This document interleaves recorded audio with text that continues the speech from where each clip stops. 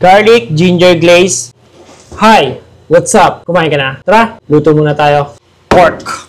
Pork kayo nagamit ko dito. Salt. Ground pepper.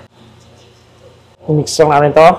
Okay na to. Kaya i-fry na natin. Lagyan lang tayo dito ng oil. Pork. I-fry lang natin to per batch.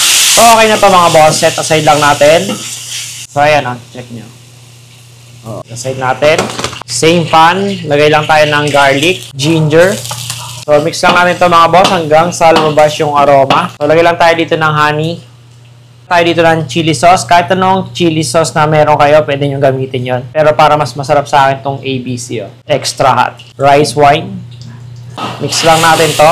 Lagay lang natin dito yung pork. I-mix lang natin yan hanggang sa ma-coat yung lahat ng karne. Kung mahilig kasi matamis na medyo may anghang nakasama, so bagay ito sa inyo. So yan mga boss, okay na to. Kung gusto mo nga pala ng mga itong video, paki-like and share.